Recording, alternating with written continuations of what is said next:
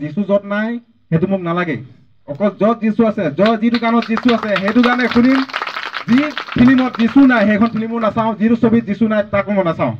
কিন্তু বেছি দিনলৈ নাথাকিলে আমাৰ ছাৰে যে কৈছিলে চাৰ্জ নাইকিয়া হৈ যায় আমাৰ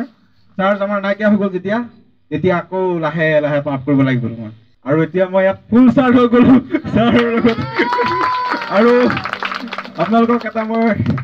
মানে অনুৰোধ কৰিছোঁ আপোনালোকে